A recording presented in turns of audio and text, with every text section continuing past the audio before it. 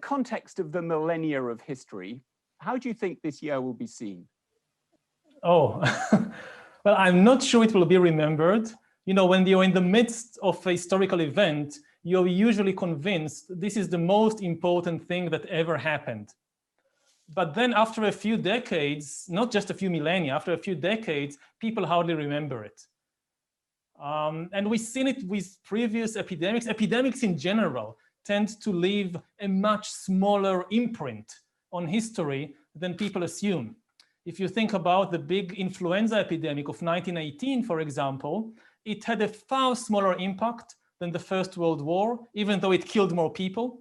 If you think about art, just compare the number of books and poems and TV series about the First World War to the basically non-existent crop of poems and books and TV series about the influenza.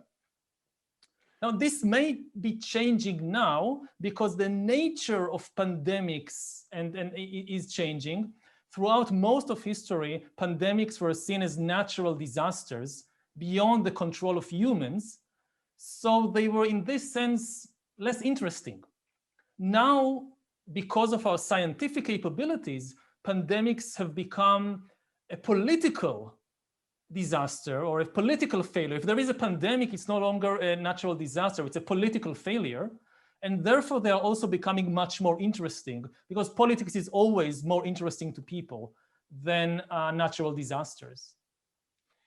I sense from reading your books that, well, one, you make very clear that obviously the capitalism won over communism, but I don't think you're a sort of total believer in the longevity, in the future longevity of capitalism. Do you think capitalism will endure, or is that just going to be one of these things that has its moment and then disappears? It's a question of time scale. If you ask me in terms of years and maybe even decades, it will endure. You don't see any serious competition at the present. But if you think in terms of generations and centuries, then something else will come along, because capitalism is not part of the laws of nature. It's not like physics or chemistry. It's really just a story that people came up with about how the world works and how the world should work. Things like corporations and corporate law and money and banks and all this, these are our creations. They exist only in our own imagination. They are not objective entities or objective laws of nature. And they couldn't even exist in many previous eras, in many previous civilizations, because you didn't have the necessary cultural foundations to believe in such things. So at the present moment, we created a world which is conducive to these capitalist institutions and stories and mythologies, and it works better than all the alternatives. But things change. And, one of the hallmarks of capitalism, or at least free market capitalism, which is the dominant version of capitalism, is that centralized control of the economy doesn't work. And one of the main reasons that centralized control of the economy indeed failed to work in the 20th century is because people or institutions lack the capacity to process all the information in one place. If you wanted to manage the entire Soviet economy in Moscow, it meant you needed to bring enormous amount of information to one place, process it there, and make all the decisions there and send the commands, the orders everywhere. Yeah. And you just couldn't do it with 20th century technology. It was inefficient. Dispersing the information and dispersing the power to make decisions between many players was more efficient. But this is, again, it's not a law of nature that it's always like that. It's only under 20th century technological conditions. Now, the rise, especially of artificial intelligence and big data algorithms, may change that. Maybe we are entering an era in which it is possible to concentrate and process all the information in one place, that actually it has an advantage over spreading it between many different players. and then a central command economy might become more efficient than a free market capitalist economy. And it's not a prophecy, it's just a possibility that we need to take into account. Through most of history, when you look at most ancient civilizations and cultures, they did not function in a capitalist way.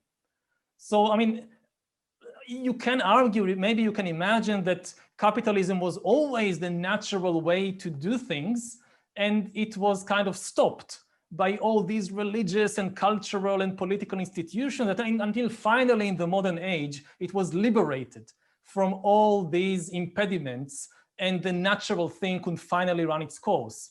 But it's very, as a historian, I find it very unconvincing to think that for most of human history, something unnatural was happening. And finally, in the last 2-3 centuries, somehow the natural laws manifested themselves. I mean, you just need to think that, like any economy, capitalism works on trust.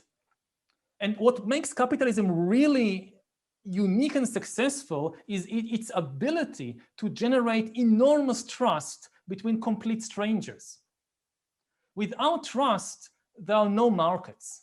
Without trust, there is no credit, there is no money. Money is actually just trust. If you ask what money is, I mean, money can be anything. It can be paper, it can be gold, it can be electronic bits on your computer.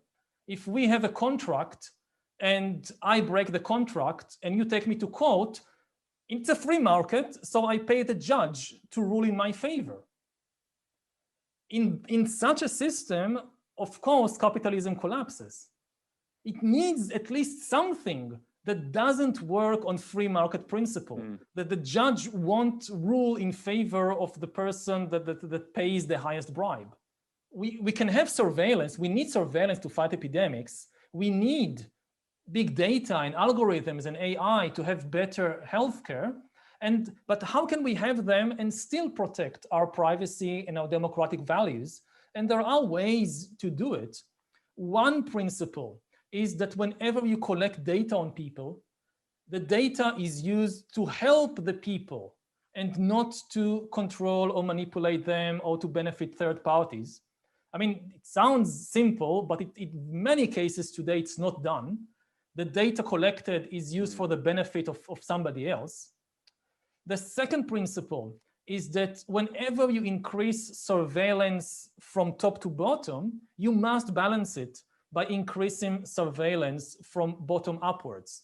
But okay, the government needs to monitor me more to prevent epidemics, that's fine, on condition that simultaneously new systems are created to monitor what the government is doing. Like in this crisis, governments are spending enormous amounts of money. Like we just heard about the $1.7 trillion package passed in the US.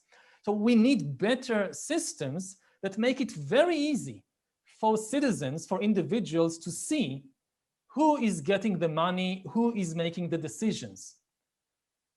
And this creates a balance. So, okay, they know more about me, I know more about them.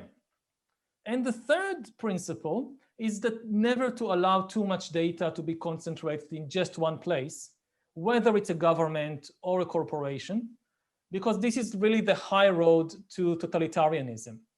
We are now at a point in history that if you have enough data and computing power, you can basically hack human beings and know them better than they know themselves. So to prevent this, we need to prevent the over-concentration of data. And again, it doesn't matter if it's concentrated in the hands of a government or of a corporation. Both are equally dangerous.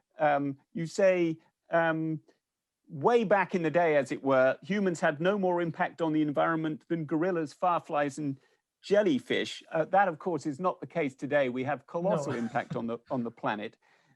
The other week, just before your latest essay for the FT, Bill Gates wrote a piece for the Weekend FT, in which he optimistically argued that we will innovate our way through the climate crisis, that the world won't be destroyed by climate change because humanity will will innovate and will find the technology to defeat it. What's your take on that? So the big question is, who are we? Some humans will survive climate change, but billions of humans might suffer tremendously or die because of it. So, you know, there is no single future to all humans. And that's especially true of things like COVID, of things like climate change. So some humans will survive, but billions of humans might not. And that should be a very big concern for everybody.